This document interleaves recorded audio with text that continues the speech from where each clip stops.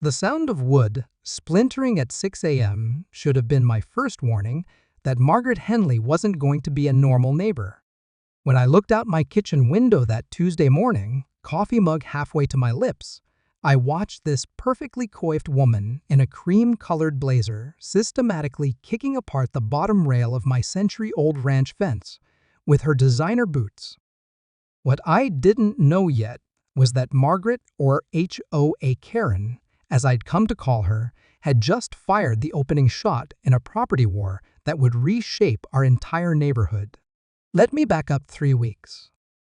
I'd just inherited my grandfather's 2.3-acre property in Willowbrook Estates, a neighborhood that had been farmland when Grandpa Joe built his house in 1952. The original ranch fence, weathered cedar posts and rails that had stood for 70 years marked the property line he'd surveyed himself with a transit and chain.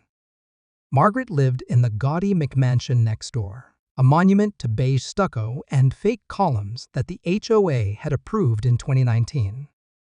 She'd moved in from California with her hedge fund husband and immediately appointed herself to the Architectural Review Committee. Within 6 months, she'd become its chairman. Within a year, she was running the entire HOA like her personal kingdom. The morning after I'd finished cleaning out Grandpa's house, she appeared at my front door. I was still in my work clothes, paint-stained jeans, and a flannel shirt when I answered her sharp, insistent knocking. "You must be Joseph's grandson," she said, not waiting for confirmation. She stood there in her ivory pantsuit, perfectly applied makeup despite the early hour, holding a leather portfolio like a weapon. "I'm Margaret Henley, HOA president and chair of the Architectural Review Committee." "Nice to meet you," I said, though her tone suggested this wasn't a social call. I know who you are." She flipped open her portfolio, revealing a thick stack of papers and photographs. "We need to discuss some violations on your property." Violations? I'd been here 2 days. "That fence," she continued, gesturing toward my grandfather's ranch fence, with a manicured finger tipped in pearl polish, is not in compliance with current HOA standards. Article 4.2 of our covenants requires all fencing to be either black wrought iron or white vinyl, minimum 6 feet in height, with approved architectural details. I looked at the fence that had been standing since before this woman was born. This fence was here long before the HOA existed. "Grandfathering ended in 2020, she replied crisply, pulling out a highlighted document. "All non-conforming structures had a 5-year grace period to come into compliance. That period expired last month. The autumn wind rustled through the oak trees, sending yellow leaves skittering across the dried grass between us. I could smell the wood smoke from someone's fireplace, that comfortable scent of fall in the suburbs. Margaret seemed immune to the season's charm. "Look," I said, trying to keep things neighborly, "this is a historic fence. It's part of the original property survey. My grandfather built it himself." Her smile was arctic. "I'm sure it has sentimental value. However, the HOA board voted unanimously last month to begin enforcement of all architectural standards. You have 30 days to remove the existing fence and install compliant fencing, or we'll assess daily fines of $50. She handed me a formal violation notice, already printed and dated. The paper was still warm from her printer. She'd been planning this conversation since the moment she saw the moving truck. 30 days? I said, scanning the legalese. To replace 800 feet of fencing? Our approved contractors can have it done in a week, she said, producing another document. Here's a list of HOA preferred vendors. They offer a 10% discount to residents. I looked at the list. Every estimate started at $15,000. What if I don't want to replace it? Her eyes lit up like a predator scenting weakness. Then you'll face escalating fines, potential legal action, and eventual foreclosure. The HOA has very broad powers to enforce compliance, Mr. Henderson. I'd hate to see this get unpleasant.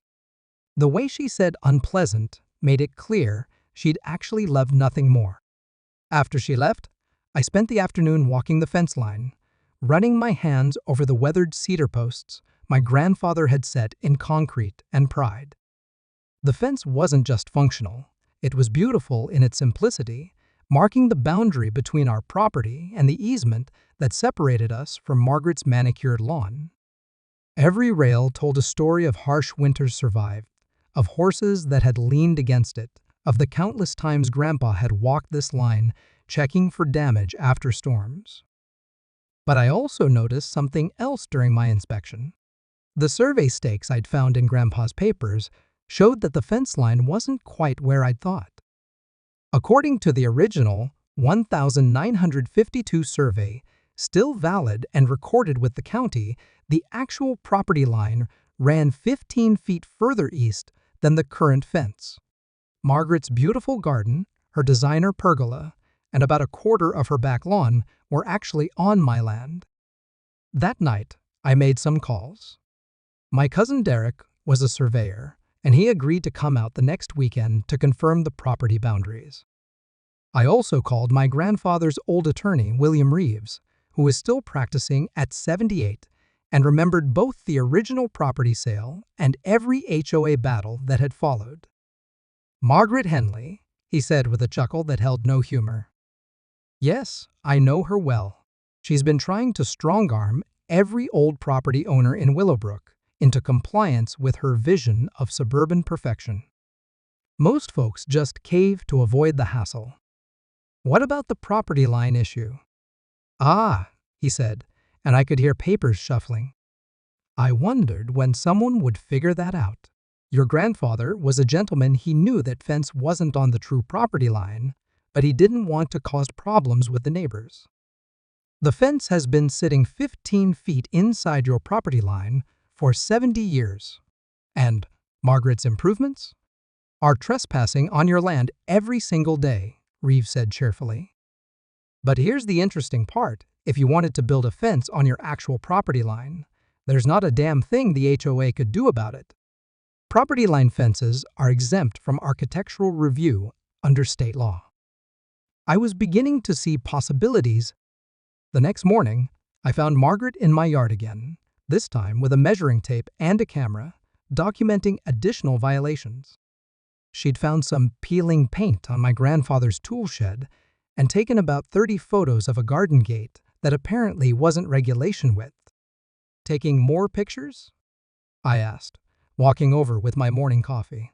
She straightened up, not even slightly embarrassed to be caught trespassing. "The shed needs to be painted white or earth tones only," she said, consulting her ever-present clipboard. "And this gate violates the 48-inch maximum width requirement." "You know," I said conversationally, "I've been thinking about what you said, about the fence needing to come down." Her face brightened with the anticipation of victory. "Have you chosen a contractor?" "Actually, I've decided you're right. The old fence has to go." She practically glowed with satisfaction. "I'm so glad you're being reasonable about this. When can we expect?" "I'll be tearing it down next weekend," I interrupted, "and replacing it with something much more substantial." Something in my tone must have warned her. Her smile flickered. "What kind of substantial?" I smiled and took a sip of coffee, enjoying the crisp morning air and the first taste of what was to come. "Oh, you'll see, Margaret. You'll definitely see." But what I didn't tell her was that Derek had confirmed the survey that morning, and Margaret's afternoon garden party was about to become a whole lot more intimate with her new neighbors. The demolition started at exactly 7 a.m. on Saturday morning, the earliest time allowed by city noise ordinances. Margaret's bedroom window faced directly toward the fence line, and I have to admit, I took a certain satisfaction in the rhythmic pounding of my sledgehammer against the old cedar posts. By 8 a.m., she was standing in her robe and slippers at the property line, watching me work with the intensity of a hawk eyeing a field mouse. "What exactly are you planning to replace it with?" She called over the sound of splintering wood. I paused, wiping sweat from my forehead despite the October chill. Something permanent, I said. Something that will last another 70 years. She didn't like that answer. I could see her calculating, trying to figure out what I might be planning that would stay within her precious HOA guidelines. What she couldn't see was Derek's truck parked behind my garage, loaded with surveying equipment and bright orange boundary stakes. We'd spent the previous evening marking the true property line with GPS precision, placing stakes every 50 feet along the boundary. The real boundary, the one that ran through her prize-winning rose garden. By noon, I'd cleared away 70 years of weathered cedar. The fence line looked naked and strange without it, just a ribbon of earth marked by concrete footings and the ghost impressions of rails. Margaret had been watching from her kitchen window all morning, occasionally venturing out to take more photographs of my destruction of historic property, though she'd never called it historic when she wanted it torn down. I was loading the old fence rails into my truck when she approached with her clipboard and her camera. "I hope you realize you're required to submit architectural plans for any new fencing before construction begins," she said, her voice carrying that particular tone of bureaucratic satisfaction. "The review process takes 30 days minimum." "Actually," I said, straightening up and dusting off my hands, "I won't be needing HOA approval for this project." Her perfectly shaped eyebrows drew together. "Every fence requires architectural review. It's right here in Article 4.2. I walked over to one of Derek's orange survey stakes and tapped it with my boot. "See this marker? This is the actual property line, as surveyed and recorded with the county in 1952. Margaret looked at the stake, then at the gap between it and where her property began. I watched her brain doing the math, measuring the distance, realizing what this meant for her carefully manicured backyard. "That's impossible," she said, but her voice had lost some of its certainty. "The fence has been there for decades." "The fence was 15 feet inside my property line," I explained patiently. "My grandfather was being neighborly, giving you folks extra space. But fences built on the actual property line don't require HOA approval. State law supersedes HOA covenants when it comes to boundary fencing." The color drained from her face as she looked back at her garden. Her beautiful pergola, her imported Japanese maples, her award-winning rose beds, all of them suddenly in question. "You can't be serious," she whispered. "Derek," I called toward the garage.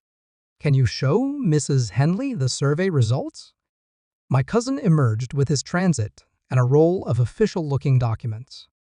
Derek was built like a linebacker and had the kind of steady professional demeanor that made people trust his word immediately. "Ma'am," he said politely, unrolling the survey map. "This is the certified boundary survey based on the original 1952 county records. Your property line runs right here." He pointed to a spot that cut directly through her outdoor kitchen. Margaret stared at the map like it might burst into flames. "But I have a deed." "Your deed describes the property you purchased in 2019, Derek explained. "But the previous owners never had a survey done. They just assumed the fence was the boundary. Unfortunately, assumptions don't change legal property lines." I watched Margaret's face cycle through confusion, anger, and finally, calculation. She was wondering how much it would cost to fight this, whether she had any legal recourse, how she could spin this to maintain her authority in the neighborhood. "Well," she said finally, her voice artificially bright, "I suppose we'll need to have our own survey done to verify these claims." "That's certainly your right," I said. "Though I should mention, I'll be starting construction on the new fence Monday morning. On the actual property line, of course." "What kind of fence?" The question came out sharp and worried. I smiled. "Something appropriate to the property's historic character. My grandfather always talked about building a proper stone wall someday. I think it's time to honor that wish." The blood returned to Margaret's cheeks in a rush of red. A stone wall? How high? State law allows up to 8 feet for property line fencing, Derek offered helpfully. No HOA approval required.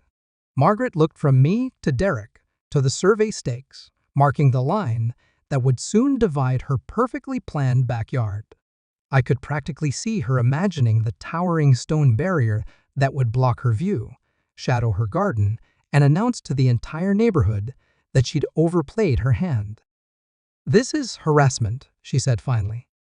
"Pure and simple harassment." "No," I replied calmly. "This is property ownership." She spun around and stalked back toward her house, her robe billowing behind her like a general retreating from a lost battle. But just before she reached her patio door, she turned back. "You have no idea what you've started," she called across the yard. No idea at all. That afternoon, I called the stonemason. Derek had recommended a third-generation craftsman named Giuseppe Torino, who specialized in historic restoration work. Giuseppe came out that evening to walk the property line and discuss design options. He was a small, weathered man in his 60s, with hands like leather and an eye for stone that had been honed over decades of work. 8 feet high, you said?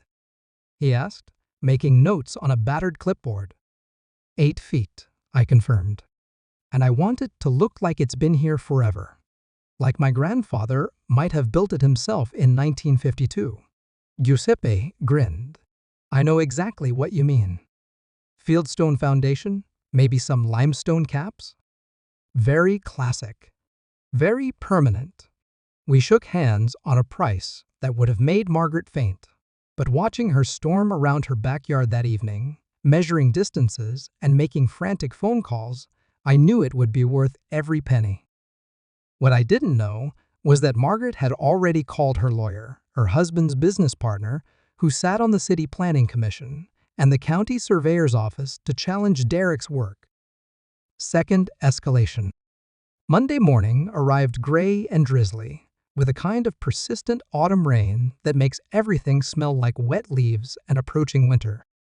Giuseppe's crew showed up at 7 a.m. sharp, their trucks loaded with pallets of fieldstone and bags of mortar. The sound of their diesel engines idling in my driveway was like a declaration of war. I was standing at my kitchen window, drinking coffee and watching the crew unload, when Margaret appeared in her backyard. She was fully dressed, despite the early-hour navy blazer, pearl earrings, hair immaculately styled, even in the drizzle. She'd obviously been waiting for this moment. She marched straight to the property line, now clearly marked by Derek's orange stakes, and planted herself directly in the path of Giuseppe's wheelbarrow. "Stop," she commanded, holding up one manicured hand like she was directing traffic.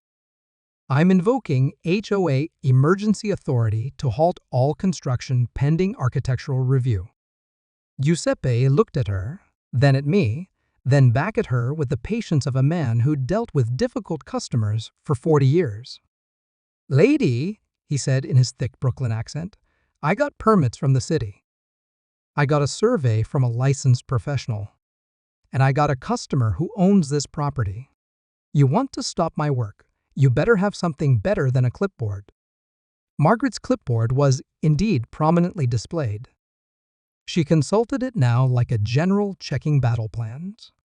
Article 12.3 of the HOA Covenants grants emergency authority to halt any construction that poses a threat to neighborhood property values, or— "Ma'am," Giuseppe interrupted gently, with respect, "I don't work for your HOA.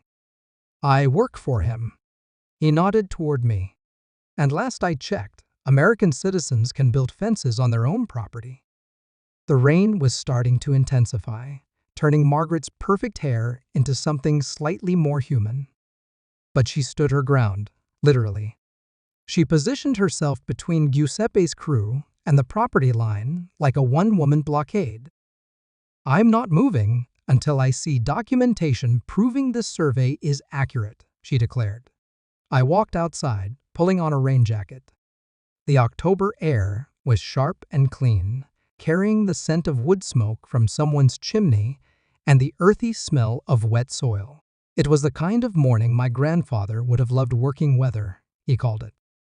Giuseppe, I said, let's start at the other end of the property line. We can work our way back. The crew began moving their equipment toward the far corner, but Margaret simply followed them, maintaining her human blockade. She was getting soaked, her blazer darkening with rain, but her determination was absolute. This is trespassing, I told her. You're standing on my property. Prove it, she shot back. Prove this ridiculous survey is accurate. I've had my attorney contact the county surveyor's office. There are serious questions about the methodology used in this so-called survey. That's when Derek's truck pulled into my driveway. He climbed out carrying a metal case that I recognized as his GPS unit, the kind of precise equipment that could locate property corners to within inches. "Morning, folks," he called cheerfully. "Heard there might be some questions about the survey work." Margaret's face tightened. "I've been told that survey stakes can be moved. That property lines can be adjusted to suit certain interests." Derek's professional smile never wavered, but I caught the flash of anger in his eyes. Questioning a surveyor's integrity was like questioning a doctor's medical degree. "Ma'am, I'd be happy to re-verify any corner you'd like," he said, opening his equipment case. "This GPS unit ties directly into the county's coordinate system. Want to watch me locate the original survey markers?" For the first time, Margaret looked uncertain, but she rallied quickly. "I want my own surveyor present. Independent verification." "That's your right," Derek said, setting up his GPS unit despite the rain. "But I'm not stopping work because you have questions. The survey is accurate, it's certified, and it's filed with the county.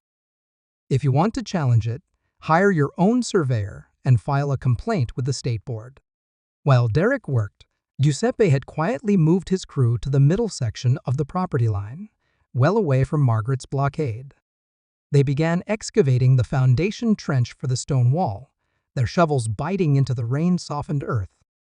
The rhythmic sound of digging mixed with the patter of rain on leaves and the distant hum of morning traffic. Margaret realized what was happening and rushed toward the new activity, but she was too late. Giuseppe's crew had already dug 20 feet of foundation trench, black earth piled neatly beside the excavation. "Stop!" she yelled again, but the workers ignored her. They had permits, they had plans, and they had a job to do. That's when Margaret pulled out her phone and dialed 911. "I need to report vandalism in progress," she said loudly enough for everyone to hear. "Someone is destroying property in my neighborhood without permits." Giuseppe straightened up from his shovel and looked at me with raised eyebrows. I shrugged. We both knew this was theater. The police arrived 20 minutes later. Officer Martinez, a tired-looking man in his 40s, who clearly had better things to do than referee neighborhood disputes. He listened patiently while Margaret explained about property line violations and unpermitted construction and threats to neighborhood safety. Then he asked to see the permits. Giuseppe produced a folder containing city permits, county building approvals, and Derek's certified survey. Officer Martinez examined each document carefully, then walked the property line, checking the survey stakes against his own handheld GPS unit. "Ma'am," he said finally, addressing Margaret, "these folks have all the required permits. The survey appears to be legitimate, and they're building on their own property." "But the HOA," Margaret began. "The HOA doesn't supersede city permits or county surveys," Officer Martinez said firmly. "If you have a civil dispute about property lines, that's a matter for the courts, not the police." He climbed back into his patrol car and drove away, leaving Margaret standing in the rain, her clipboard wilting in the dampness. Giuseppe's crew had resumed work during the police visit, and now they had 50 feet of foundation trench completed.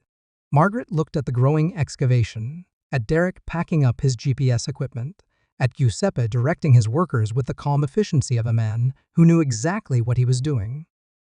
For a moment, I thought she might finally accept reality. Instead, she pulled out her phone again. "Who are you calling now?" I asked. She gave me a smile that was pure predator. "The city inspector. If you want to play games with permits and surveys, let's make sure everything is absolutely perfect." The building inspector arrived that afternoon, a meticulous man named Kowalski, who spent 2 hours checking every measurement, every permit, every detail of the construction plan. Giuseppe passed with flying colors. The inspector even complimented the quality of the stonework and the attention to historical detail. But as Kowalski was leaving, he mentioned something that made my blood run cold. "By the way," he said, "someone filed a complaint about unpermitted electrical work on this property. I'll need to schedule a follow-up inspection for any electrical systems in the next few weeks." I didn't have any electrical work planned, but Margaret's smile told me she knew something I didn't. That night, I discovered what she'd been plotting while Giuseppe's crew was digging foundations. Third escalation. The certified letter arrived on Wednesday morning, delivered by a postal worker who looked apologetic about handing over what was clearly bad news. The return address read Henley, Morrison and Associates, Margaret's husband's law firm. Inside was a cease and desist order, a property line dispute claim, and a demand for an emergency injunction to halt all construction pending proper resolution of boundary questions and HOA covenant violations. I was reading the legal documents at my kitchen table when my doorbell rang. Through the window, I could see a man in an expensive suit standing beside a black BMW. He looked like Central Casting's idea of a corporate lawyer: silver hair, stern expression, briefcase that probably cost more than most people's monthly salary. I opened the door to find Margaret standing beside him, looking vindicated and victorious. "Mr. Henderson," the lawyer said, "I'm James Morrison, representing Mrs. Henley and the Willowbrook Estates Homeowners Association. We need to discuss your construction project." "I suppose you'd better come in," I said, though every instinct told me this was a mistake. They settled into my living room like occupying forces claiming territory. Morrison opened his briefcase and pulled out a stack of documents that could have choked a horse. "Let's start with the survey," he said, consulting his notes. "Mrs. Henley has obtained the services of Precision Land Surveying to conduct an independent boundary assessment. Their preliminary findings suggest significant discrepancies in the survey your contractor relied upon." I looked at Margaret, who was examining my grandfather's furniture and family photos with the critical eye of an appraiser. "What kind of discrepancies?" Morrison produced a document with an official-looking seal. According to Precision Land Surveying, the original 1,952 property markers have been compromised. 70 years of weather, construction, and landscaping have shifted the original boundary stones. Any survey based on those markers is, therefore, fundamentally flawed. "That's interesting," I said, because Derek used GPS coordinates tied to the county's official system, not just the physical markers. "Ah, but here's where it gets complex," Morrison continued, clearly enjoying himself. "The county's coordinate system was updated in 1987 and again in 2003. Each update introduced small errors and adjustments. When you compound those errors over decades, the cumulative effect can shift apparent property lines by several feet." Margaret leaned forward, sensing the kill. "Which means your so-called property line survey could be completely wrong." I felt a sinking sensation in my stomach. Legal challenges to surveys were expensive, time-consuming, and often came down to which expert sounded more convincing to a judge. Even if I was ultimately vindicated, the costs could be crushing. Furthermore, Morrison continued, the HOA has legitimate concerns about the environmental impact of your construction. An 8-foot stone wall will significantly alter drainage patterns, potentially causing water damage to neighboring properties. Environmental impact? I said. It's a stone wall, not a nuclear reactor. Stormwater management is a serious issue, Margaret interjected. My property already has drainage concerns. A wall that size could cause flooding in my backyard. Morrison nodded gravely. The HOA is prepared to seek an emergency environmental injunction to halt construction pending a full impact study. They had me from multiple angles: property line disputes, environmental concerns, HOA covenant enforcement. Each issue would require separate legal proceedings, separate expert witnesses, separate court filings. Even if I won every battle, the war would bankrupt me. "What do you want?" I asked. Margaret's smile was triumphant. "Remove the stone you've already laid. Restore the original fence line. Build compliant HOA-approved fencing. And pay a $5,000 fine for unauthorized construction." $5,000? Daily fines have been accruing since you started construction without HOA approval, Morrison explained. Currently, you owe $50 per day for 10 days of violations. But I don't need HOA approval for property line fencing.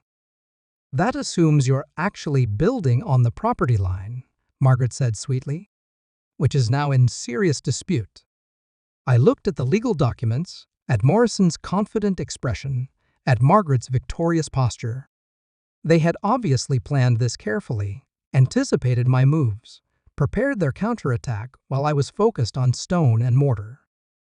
"I need time to consider your offer," I said finally. "Of course," Morrison replied, standing and collecting his papers. "You have until Friday to respond. After that, we'll be seeking court intervention." They left me sitting in my living room, surrounded by legal threats and mounting doubts. Outside, Giuseppe's crew had completed 30 feet of stone wall foundation and was beginning to lay the first course of fieldstone. The work was beautiful, each stone carefully selected and fitted, creating a wall that looked like it had been there for decades. But beautiful stonework wouldn't matter. I couldn't prove I had the right to build it. I called Derek that afternoon and explained Morrison's claims about compromised survey markers and shifted coordinate systems.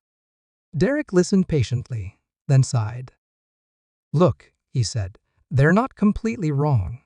The county's system has been updated several times, and there are always small discrepancies when you're working with 70-year-old surveys. But the margins of error we're talking about are measured in inches, not feet.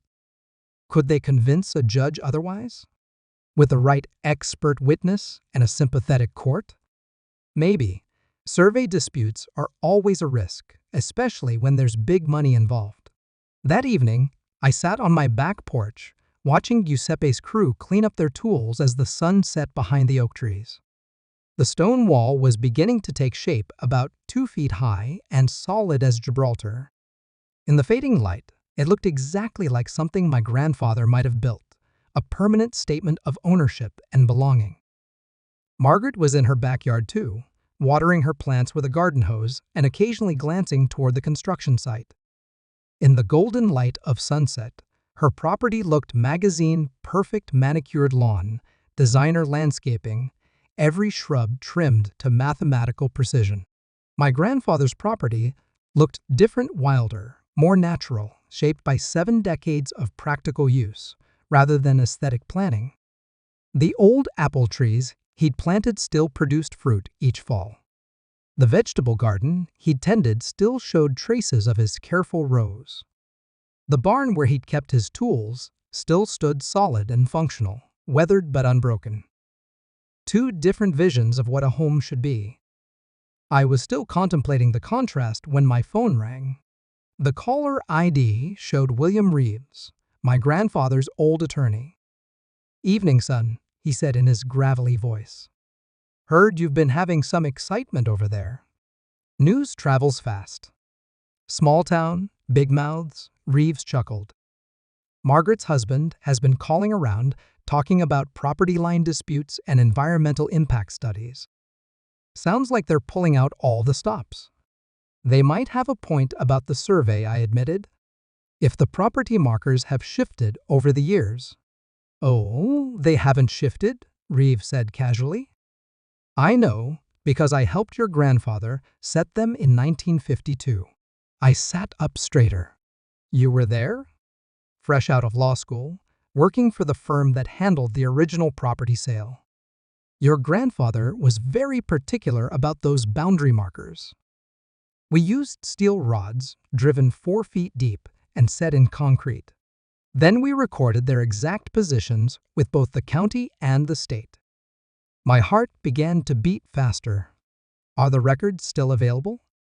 Better than that, Reeves said with obvious satisfaction. I still have your grandfather's original copy of the survey notes, including the photographs we took of each marker being set. Want to see Margaret's face when we produce 70-year-old documentation that proves exactly where that property line belongs? But even as hope began to return, Reeves delivered a warning that chilled me to the bone.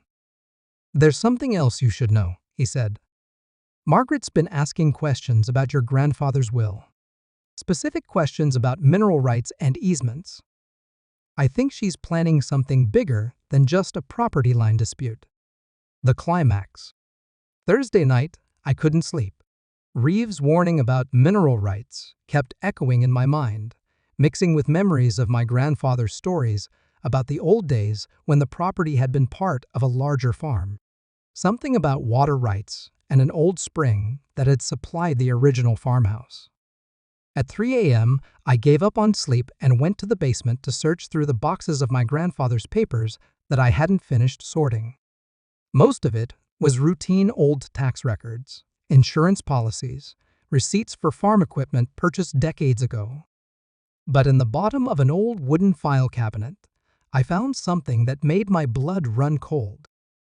A 1962 easement agreement signed by my grandfather and the original developer of Willowbrook Estates. The document granted the development company access to an underground spring on my property specifically, a spring located in what was now Margaret's backyard. In exchange, my grandfather received guaranteed water rights and a promise that no development would block his access to the spring. The easement was still valid. It had been recorded with the county. And according to the 1962 survey attached to the document, the spring was located exactly where Margaret had built her outdoor kitchen and pergola. I understood now why she was so desperate to dispute the property line. It wasn't just about the fence or the HOA covenants. If the true property boundary was established, her entire backyard entertainment area would be revealed as an encroachment on an active easement. She'd have to tear down thousands of dollars in improvements and restore access to a spring she'd probably never known existed. But Margaret was smarter than I'd given her credit for. She'd obviously discovered the easement during her research and was now trying to eliminate the threat by proving the survey was wrong. If she could shift the apparent property line far enough east, the spring easement would become irrelevant. I spent the rest of the night making copies of the easement agreement and planning my counterattack. When Giuseppe's crew arrived at 7 a.m., I was waiting with coffee and a new sense of purpose. Change of plans, I told Giuseppe. We're not just building a wall. We're building a gateway. Margaret appeared in her backyard right on schedule, coffee cup in hand, ready to survey the day's damage to her legal strategy. She watched Giuseppe's crew resume work on the stone wall, now 3 feet high and beginning to look genuinely imposing. At exactly 9 a.m., a truck from Precision Land Surveying pulled into her driveway. Margaret's hired surveyor had arrived to conduct the independent assessment that was supposed to prove Derek's work was flawed. What Margaret didn't know was that Derek had spent the previous evening with Reeves, reviewing the original 1952 survey notes and locating the steel rod boundary markers that had been set 70 years ago with surveying precision that modern GPS systems could only admire. I watched from my kitchen window as Margaret's surveyor set up his equipment, confident and professional. I watched Margaret point toward various landmarks, probably explaining her theory about shifted property lines and compromised markers. And then I watched both of them discover that the original boundary markers were exactly where Derek had said they were, buried under decades of soil and vegetation, but still precisely positioned according to the 1952 survey. Margaret's surveyor spent 2 hours checking and rechecking his measurements. He made phone calls. He consulted reference materials. He ran his metal detector over every inch of the disputed boundary line. Finally, he walked over to Margaret's patio and delivered what was obviously bad news. Even from my kitchen window, I could see her face go through the stages of grief denial, anger, bargaining, depression. She was stuck at anger when Derek's truck pulled into my driveway. Morning, Derek called cheerfully as he climbed out with his equipment case. Thought I'd stop by and see how the independent survey was going. Margaret's surveyor walked over, looking professionally embarrassed. The two men talked for several minutes, comparing notes and equipment readings. Then Margaret's surveyor packed up his gear and left without a word to his client. Margaret stood alone in her backyard, staring at the stone wall that was now 4 feet high and growing steadily. Giuseppe's crew worked with the steady rhythm of craftsmen who knew their trade, laying each stone with careful attention to both strength and beauty.